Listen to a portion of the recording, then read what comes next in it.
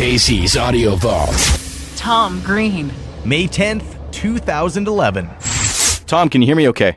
Yeah. Where are you phoning from today? I'm actually at home right now in Los Angeles, and it's nice to be home. I've been touring for the last year and a half full-time, and I'm home for a few days. I'm off to Florida on the weekend, and then I'm coming up to Winnipeg in a couple weeks, so it's going to be good. I've never started an interview this way. I always thought it would sound false or ass-kissy, but I am a huge fan. All right. Awesome. Well, that's fine. Are you It's a good way to start an interview. Are you comfortable with praise? Do you like it when people stop you on the street or yell your name across the street? Or Yeah, that's awesome. I love that. You know, I mean, you don't get into this business because you don't want people to like what you do. You know, it's awesome. It's exciting when people get into my show or my website or my stand-up or my movies or anything like that. I love it. Well, I think you caught me at the perfect age because in the early 90s, I was just becoming a teenager, and I had the Organized Rhyme cassette. Yeah, I've had fun, doing all this stuff over the years. It's been amazing, doing music and everything. It's been exciting, and that's what's been so great about touring, doing stand-up. I get to travel all around the world and meet people all over the place who've followed all the various different things I've done, and then get up on stage and we have a party, and I'm doing stand-up. I'm doing something that I've always loved doing, and now I'm really focusing on it and having a great time on stage, and it's been amazing. You must be more used to asking the questions these days because of your #1 online talk show. Have you learned a lot about how to conduct an interview? Yeah, sure. Yeah, I mean, I've absolutely have picked up a few things along the way, and I've been interviewing people for a long time now, since I started my little show on public access TV back in the day. But I like asking questions. I like interviewing people that are really funny and that are good talkers.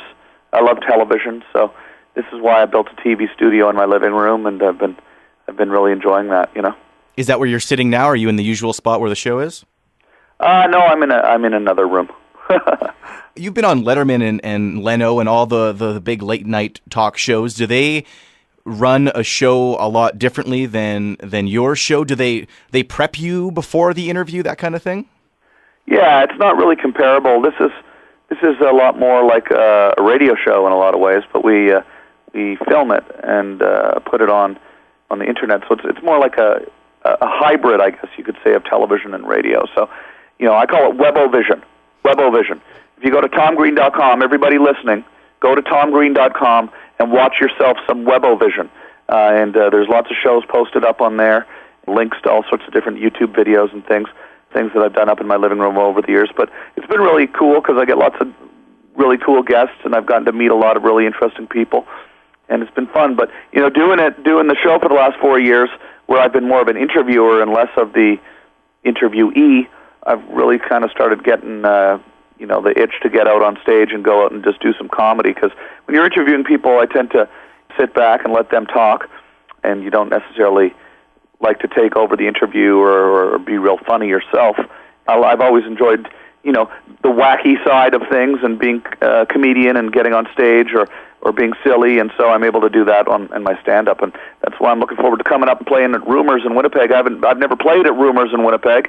We're going to have a whole bunch of shows there, and it's going to be like a crazy weekend. It's going to be an insane weekend in Winnipeg. Rumors is not really a wacky name for a comedy club, nothing like Zanies or Yuck Yucks or the Chuckle Hut. Do you have any favorite club names that you've seen? Those all sound pretty good, I mean, I've played everywhere, man. That's the thing that's been cool. I've been playing in a lot of theaters, a lot of clubs with a lot of history in them all over the country here and all over the world, actually. I'm going off to Edinburgh, Scotland to do 2 weeks at the Edinburgh Comedy Festival in August. I'm going to be traveling all over the U.S. this summer. I just got back from Afghanistan. I was performing in Afghanistan with the Canadian military, performing for Canadian, U.S., British, Aussie troops. That was in, I guess you could say that was Club Kandahar. That might have been the funniest name yet. When was the first time you did stand-up? I was about 15 years old. I started doing it at Yuck Yucks in Ottawa. Did it for a few years there. and I loved it, and I really enjoyed doing it. But when I got that record with Organized Rhyme, I stopped doing stand-up for a while and went focused on that. But I always wanted to go back and really get into it again, and I'm back doing it, and I'm loving it, and it's great to be able to just sort of put your full attention to something, and that's what I've been doing. And, to be honest with you, it's the most fun I've ever had, in anything I've done, because, there's not really any rules. You don't have any television executives or people telling you what you're supposed to say and do and rewriting your ideas. It's just you and the microphone and the stage and the audience, and that's the way I like it. It's been a blast. Do you remember some of the material you were doing as a teenager? What kind of stuff were you talking about? I was talking about funny commercials on TV and things that happened at school and music and things like that. Just general pop culture stuff a lot of the times. So were your parents were in the crowd, I'm assuming? I think they came a couple of times, but I would go down. I would go down by myself. I'd take the bus downtown Ottawa on Thursday nights and on the weekends, and I'd do stand up. All the other comedians in Ottawa were always very supportive of me. I was the youngest kid there. They called me Little Tommy Green from down the street at the club. Mark Breslin was very supportive. The club manager, Howie Wagman, was always very supportive of what I did, and so it was cool, and it was encouraging. It encouraged me to keep focusing and trying to pursue this crazy business. Do you have a comedy special on the way? Yeah, I'm going to be working on a television special this year, and I'm going to be shooting that this summer, and that's very exciting. I'm excited about that. It's my first stand-up comedy special, and it's going to be essentially sort of showing for the first time on television what I've been doing on the road for the last couple of years, and I've got really been able to refine my show, and I've written a lot of jokes. I've got a lot of stuff. The hardest part now is going to be figuring out exactly what stuff to do on the show, but I've got a really kind of a very solid idea of that, and it's cool, and I'm excited about it. And when people come out Winnipeg, I'm going to be definitely in a real great rhythm, because I've been doing this for a couple of years now, and I've really gotten to a great place with my performance. So, how is your parrot Rex Murphy? Rex Murphy is great. I'm looking at Rex right now. Rex Murphy is doing great. He's just chilling. Do you have to explain the humor of the name to American fans? In what sense? Well, Rex Murphy, a frightening CBC journalist, it may not translate across borders. Oh, yeah, I forgot about that, actually. I just think of Rex Murphy as my bird now. Well, I had heard you named him after Rex Murphy. I did, but then I forgot. You had said at one time, because Rex Murphy hates you. Well, Rex Murphy is on my show all the time on the internet, my bird, Rex Murphy. Yes. So it's funny because my bird, Rex Murphy, right, is seen by more eyeballs around the world than the journalist Rex Murphy. My bird, Rex Murphy, is actually, getting like millions and millions of downloads. So, I think probably the journalist would probably have to explain the humor to his friends. Was that the idea at first? His name is kind of like the bird's. Did you want to eclipse the real Rex Murphy? Oh, I think we've already done that. Rex Murphy, the green-winged macaw of Los Angeles, is definitely the real Rex Murphy. Now, why doesn't or didn't the human Rex Murphy like you? Well, I don't know that he doesn't like me. He just sort of was one of these tight-ass guys that gave me some bad reviews when my show first came out, and when my show first became sort of an international success story and got picked up off Rogers Cable and ended up airing worldwide on MTV, he sort of came in with this big boo-hoo kind of angry rant on CBC about it. And I was always very sort of disappointed in the lack of support from a guy who, sort of tries to portray himself as someone who's funny and the Canadian trying to be funny. You should support your fellow broadcasters, especially when they're doing well. But I don't know if it was sour grapes or what it was, but he compared me to Satan and all this crap, and I just thought it was kind of lame. Did you have a short stint? Was the Tom Green Show on CBC briefly? I did a pilot for CBC, which then got picked up by the Canadian Comedy Network, and then I got picked up by MTV, so that's how it happened. So you weren't shooting to be on the Canadian Broadcasting Company? I was definitely shooting to be on there when I did the pilot, yeah, but it ended up going on the Comedy Network, which was really kind of probably a blessing in disguise in a lot of ways, because at the time I was really trying to push the envelope. I think what I'm doing now would be maybe, more suited towards a mainstream broadcaster, because, I'm doing more of a social commentary in my stand-up, and it is something that could probably work on a CBC. But at the time I was definitely trying to smash all conventional rules in TV, so... Were there some pranks back then from the Tom Grease show that really tested your relationship with your parents? Like you were in your early mid-20s living with them. Were there some points where it actually seemed like maybe I should back off a bit? Well, whenever we felt like we needed to back off, that was usually a good indication that we were doing something right, That was that sort of spider sense you would get. Whenever it felt kind of uncomfortable, we knew that this was probably the way to go. I mean, we were trying to create bizarre situations and get reactions, and so we were definitely pushing things to the place where they would be uncomfortable. How's Glenn Humplick doing these days? He's doing good, and Phil Giroux is doing really good.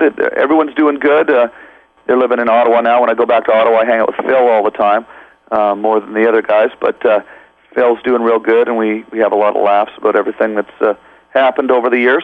Are you Facebook friends with all of them? I'm not on Facebook anymore. I canceled Facebook. I actually talk a lot about this in my stand-up. I'm, pretty adamant that social networking is the conspiracy of our time, and it's stealing away our privacy, and I've decided to get off of Facebook. I do have a like page on Facebook. People can follow me there and follow my tour dates and stuff like that, and that's run by a fan of my website, but I don't actually have my own Facebook page. But you hate Facebook, but you seem to love Twitter. What's the difference? I love Twitter, yeah. I love Twitter. Well, Twitter, it's the nature of what I'm doing, too, with stand-up, where I'm touring around the world. It's important for me to be able to communicate with the people that are coming to my shows, and also with people that watch my show on the web. So Twitter is a pretty effective tool for that, but it's a lot different than a social network. I don't really consider Twitter a social network exactly, because it's more of I'm sending direct messages out to people in text form, but it's not as all-consuming with the photos, and it's not as invasive as Facebook, although still very addictive. There have been a lot of tweets about Freddie Got Fingered. Are we going to see a 10-year anniversary expanded box set thing? I thought about doing it, but, I'm actually just kind of really focusing on moving forward, It's fun, though, how hugely popular the movie's become in the last 10 years. It's become this sort of massive success story. It's made all, it's sold a ton of DVDs, and everywhere I go around the world, people know the movie and know every single line of the movie, and they shout them out at my show. So it's really pretty cool. It's an exciting sort of turn of events, because when it came out, it was greeted sort of with some disdain by the uptight critics and stuff. And I think if you were not really paying attention, or even if you were paying attention, you would have kind of thought that this movie was had no redeeming value whatsoever. Obviously, it's a shocking movie. Obviously, it's a crazy movie. That's the whole point. But it's been cool seeing that it's now being really kind of appreciated in a huge way worldwide, whether I'm in Australia or England or Canada or the U.S. There was also talk about a documentary that has been in the works. You've got another one this year, but the one that they had followed you around like a handful of years ago, has that been shelved? No, it's there's a few. I have a few things that are in the works like that, and they're a long-term kind of planning kind of thing going on there.